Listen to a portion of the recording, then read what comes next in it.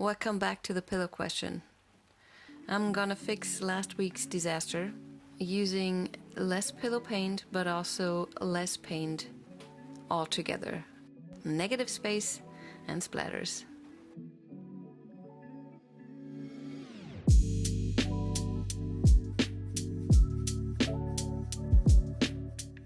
I use my squeeze bottle to do my splatters and create some movement that I can paint along.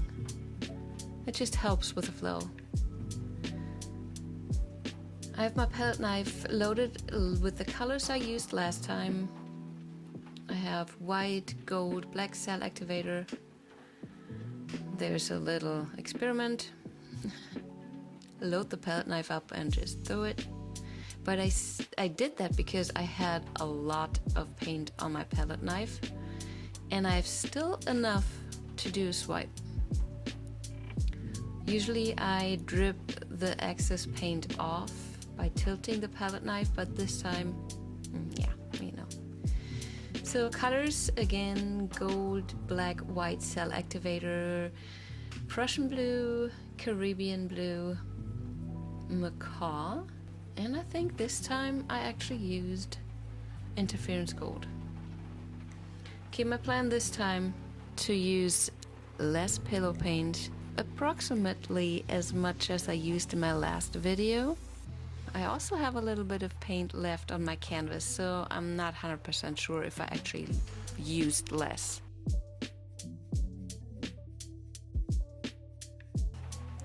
So yeah, I want negative space. And what I tried to teach you guys, but apparently never learned myself, is that less is more. So I'm trying to use way less paint than I used last time when I blew, because it made this weird wonky middle part, and I don't have enough pillow paint to move it anymore, so I just need to use less paint. Makes sense, doesn't it? So I will prepare a little focal point here with black, Caribbean blue, Prussian blue. I add black cell activator and then I add some gold cell activator. And it's gonna be a splatter blow, 'cause splatters. And a few other splatters. So same with the regular bloom, I spread my cell activator out and then give it a focused, bundled, powerful, short blow. And obviously not all the paints are gonna move from that, so I move them around a little bit. Okay, nice and splattery. Let's mess with it a little bit, but I'm liking this so much better already.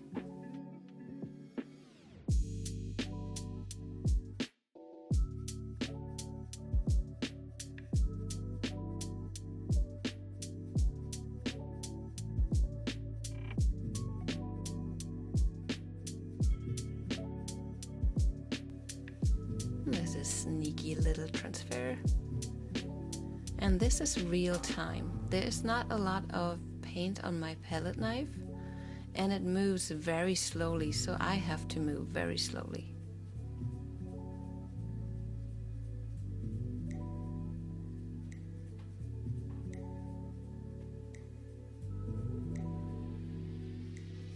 So I'm very excited about that little loop that my splatter blow created.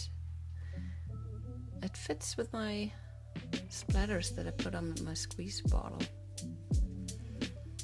And there's got to be a little trick that I'm showing you in a little bit. How to save some things that you like.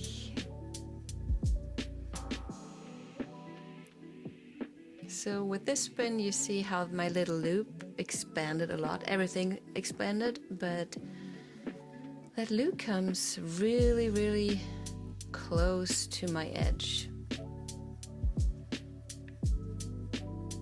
And every time something comes close to an edge, the paint underneath is fairly thin, which makes it stick to the canvas more. So it's not as flexible, it's not as movable, and once it flows over the edge, there's no way you can elegantly change the position of that part.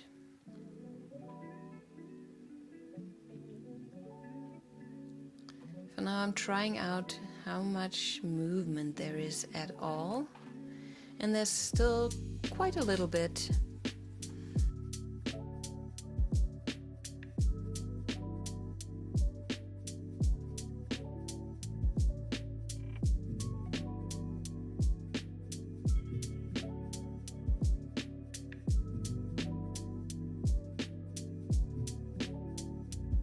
See, there's still so much negative space. You can see all the splatters.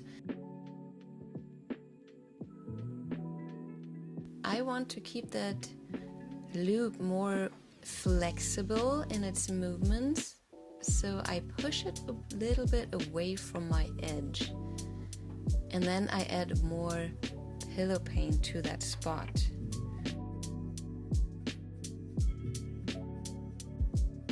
I cannot save it, I know that, but I can at least stop it from rolling over the edge too fast, because at this point I'm still able to move it more up or down without that it anchors to the canvas.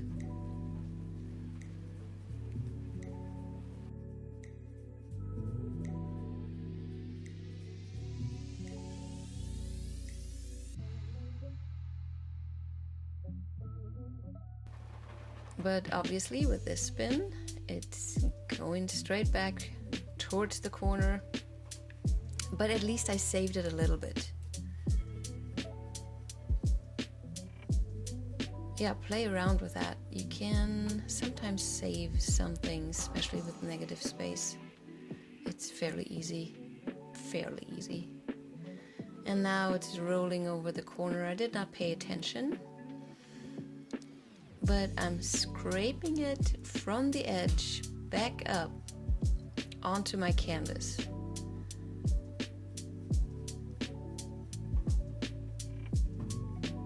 There. I'm tilting it back.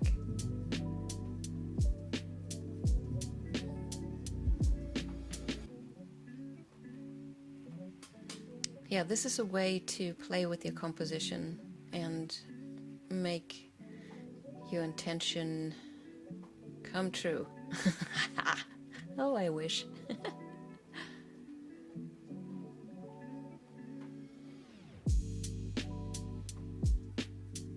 Guys, I think this time I succeeded.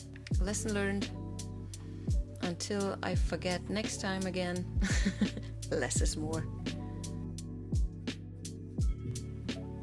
Hey, I'll let you watch, and this time I'll show you the right results. How about that? See you in a few minutes.